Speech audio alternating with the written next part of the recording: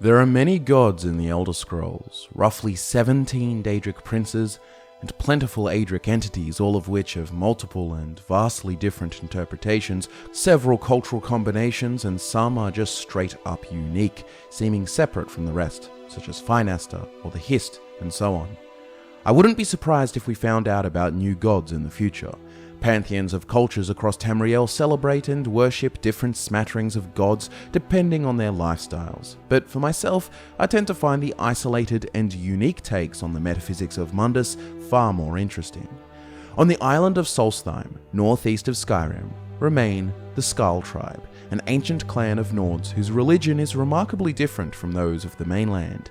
They are animists of a kind, preservers of a faith that one can assume died out or evolved long ago with the rest of Nordic culture. Above all their woodland and river spirits, their totems and beliefs, is the Allmaker, the supreme creator of the mortal realm. He is revered as the wellspring of creation, the animals, the trees, the mountains, the waters. The Allmaker is all of these things.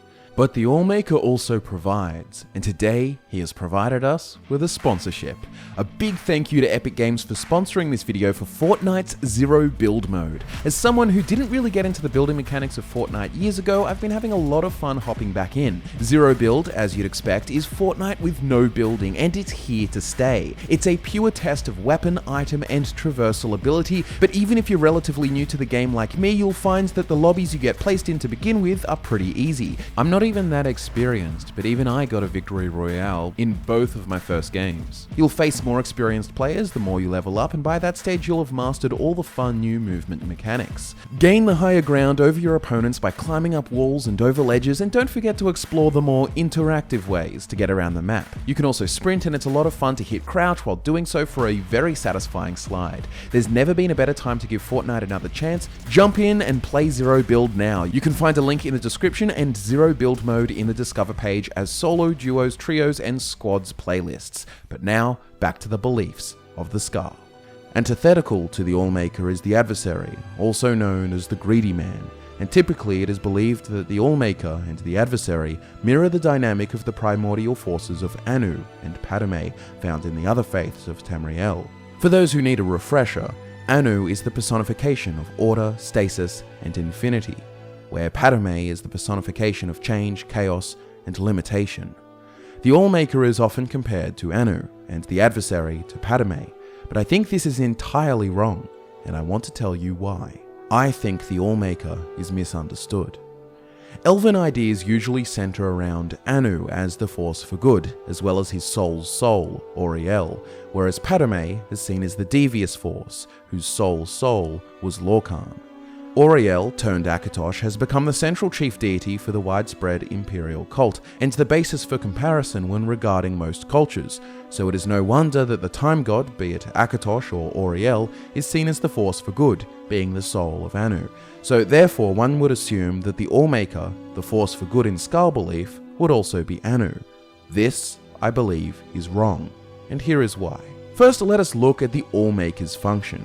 He is the creator of the world, the creator of mortality, and he has become the river from which all life flows, and eventually that same life flows back to him.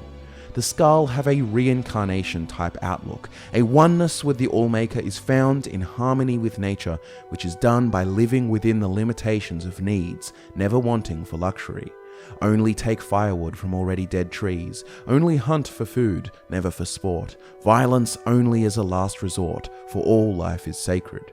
Herein lies the first insight that positions the Allmaker as Padme and the Adversary as Anu, contrary to popular belief. The Adversary's other name is the Greedy Man, and I would argue that this title falls more in line with Anu's sphere in the dynamic of the primordial forces. When you boil it down to the essential elements, Anu represents the infinite, and Padme represents the limitations.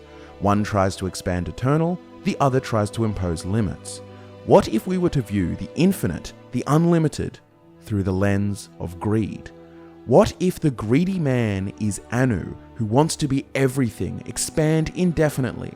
However, on the flip side, there is the Allmaker as Padme, who found value in limitation, and he who taught his children, the Skarl, the value of balance and the dangers of excess. Now let us build upon that concept. The adversary, the embodiment of malevolence for the Skaal, is said to have many aspects, and one of the more prominent is Thartag, the world devourer, who at the end of all seasons will come to consume the world. This, of course, is the Skaal understanding of Alduin, the World Eater. And of course, Alduin in Nordic mythology was their version of the Time God, and in Elven mythology, this entity was Auriel, the soul of Anu. See where I'm going with this? It would seem to me that Thartag, as analogous to Alduin, would indicate association with Auriel, or whatever name the Time God may go by. This is more evidence that supports the idea that the adversary is Anu rather than Padme. Let us go a little deeper and look into the myths of the Skaal. The story of Avar Stonesinger is the tale of an unlikely hero who, in a time when the Skaal grew fat and lazy, witnessed the greedy man steal the oceans, the trees, the land, the sun, the beasts, and the winds, all gifts from the Allmaker. Avar travelled to the sacred stones of the island, and at each the Allmaker spoke to him, guiding him as he undertook challenges to restore his gifts. There is this particular passage of interest. Avar travelled again through the Herstang forest, searching for the seeds of the first tree, but he could find none. Then he spoke to the tree spirits, the living trees. They told him that the seeds had been stolen by one of the Falmer, for they are the servants of the adversary, and this Falmer was hiding them deep in the forest so that none would ever find them. In this tale, it is said that the Falmer, also known as the Snow Elves, were the servants of the adversary. Well, we do know that the Falmer believed in the Aldmeri-derived faith, one with Auriel as their greatest god. Elven belief has it that Anu's soul, Anuiel, made a soul for itself called Auriel, and it was he who was tricked and trapped by Lorkhan along with the other gods and spirits in the mortal realm that is Mundus. So to me, calling the Falmer servants of the adversary once again implies that the adversary is Anuic and related to Auriel, and before him, Anu. So far we have the concept of the adversary, aka the greedy man, related to Anu, the primordial force of the infinite, the everlasting light. And we have the Allmaker as Padme, the limitations on Anu, and through their interplay, the grey maybe that is the Orbrus was allowed to exist. Of course, we must then consider that from Padme comes Sithis, and from Sithis comes Lorkhan, and he was instrumental in the creation of the entire Mundus. His very heart sustains its existence. Again, these are the forces intrinsic to creation, which is the main function of the All-Maker in Skaal belief. Additionally, we must also discuss the lineage of Skaal belief, which is to further make the case for the All-Maker as a Padmeic being. The Skaal are an ancient offshoot of the Nords, descended from members of the Dragon cult, and unlike the rest of the Nords on mainland Skyrim, they maintained systems of totem worship and perhaps lived more similar to how they once did on Atmora. The Allmaker deity may have once been part of mainstream Nordic belief, and perhaps in Atmora he was the most important deity, and if believed to be Padme, perhaps the Allmaker worship was replaced with Shor, aka Lorkhan, which who themselves is a derivative of Padme.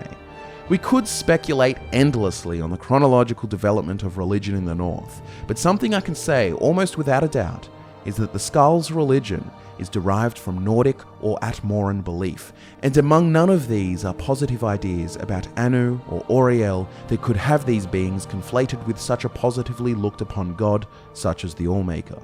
Comparative mythology and cross-cultural definitions can often make things quite complicated, so to simplify this, I think it would be better to bundle all of the Anuic elements, that is Anu, Anuiel, Auriel, under the adversary umbrella, and all the Padmeic elements, that is Padme, Sithis, Lorkhan, under the Allmaker umbrella.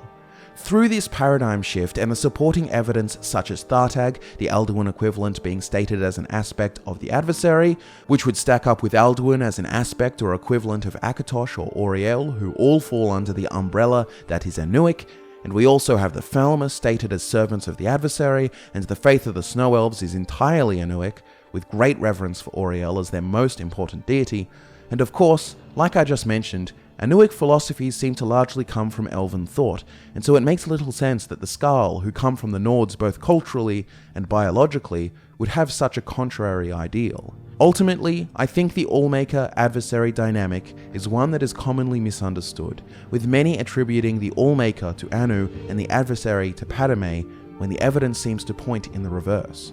The Allmaker is Padmeic, the Skal's understanding of Padme, Sithis, and Lorcan rolled into one super deity, the god that to them is responsible for all creation, the All-Maker through limitations and balance made Mundus. And remember, it is our limitations that define us, make us human. Without Padme's limitations, the sky would be the land and the oceans the sky, because without the limitations that define one against another, well, you would have the everlasting, ineffable light that is Anu, a being of the infinite, the greedy man who wants everything eternal.